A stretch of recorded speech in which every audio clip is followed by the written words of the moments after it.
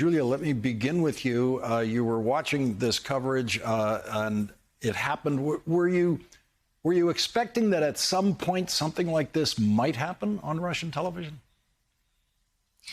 Hi, Lawrence. No, I actually never expected to see that on state-controlled television because it is so tightly controlled by the Kremlin. And this woman, my heart goes out to her for her bravery. I've never expected to see anything like that, and it made an enormous impact. Stanislav Kucher, you worked in Russian media. You obviously know, we all know, just how tightly controlled it all is. What was your reaction to seeing this? What do you think the impact will be? Well, definitely the first thing I did when I saw that, I posted it on my Telegram channel because I wanted to share the news with as many people as possible. But I wouldn't say I was, well, of course I was happy to see that because Marina Ovsyannikova is definitely the embodiment of the kind of people thanks to whom Putinism, Putin regime will fall apart like the house of cards, and probably sooner than we expect. And that's exactly the impact of what happened, of Marina's brave, courageous, and obviously historic act. More people in Russia will now see that nothing is impossible. They will see that it's never too late to admit you were wrong and do something right, so that you'll be okay with on terms with your conscience. And that's exactly what Marina did. And obviously, everybody, myself included, are now worried about where she is right now, and I'm in touch with Pavel Chikov, who is the guy who is in charge of the group you earlier mentioned, human rights group. And I do hope that in the next hours we'll know where she is, because she spent several hours with the police right there in Ostankino, that's the television center where everything happened. And then her trace literally disappeared. Nobody heard from her. And Julia Davis, we've seen videos of people being arrested in the street for holding up, literally there's one video of a person who holds up a blank piece of paper with no message on it at all. That was taken as protest enough by Russian police. So she knew, Marina knew what was going to happen to her if she did this. Absolutely, because Putin's Russia is essentially an open-air penal colony.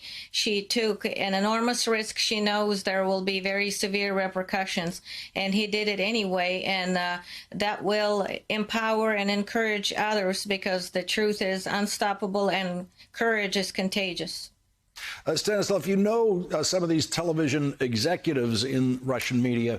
Tell me what happens immediately after this happens on screen. It could be that Vladimir Putin was watching that tonight when this happened.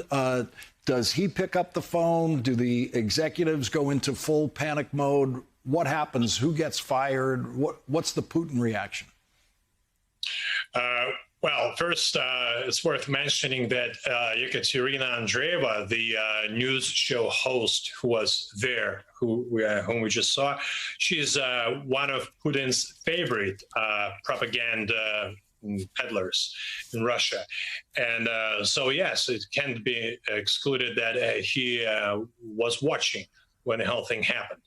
And I'm pretty sure that even if he was not, he either has been shown that fragment already or will see it first thing in the morning. What happens? Well, when I was fired from national television in Russia, as far as that was 21 years ago already, we had a show, and as far as I know, Putin's press secretary, the guy in charge of the so-called Ministry of Truth, he calls right away, he calls the editor-in-chief of the channel, the president of the channel. So, and that's how it happens. And everybody goes crazy, of course. So I don't think anything has changed that radically in the past 21 years. I mean, it was that bad back then, and it's pretty much the same right now, I think. But one thing I'm pretty sure of is that Konstantin Ernst, who is the president of Channel One, I do think he will resign in the next few days. Either he will be fired or he'll, file a resignation letter himself. And Julia Davis, we've seen the clampdown on Russian media, and what we didn't know was what opportunities would people within Russian media have to express themselves this way. And when you think about all these restrictions that are on Russian media, this is about it. Just about all you could do is grab a sign and run across a set with the cameras rolling. That's basically it, and there was not a guarantee that this would even work, but it's very powerful what she did, and it resonates so deeply with people not only in Russia but also in Ukraine, since Russian state media is selling this impenetrable image of total support for Putin's war against Ukraine. So in that sense as well, it matters to people in both countries equally.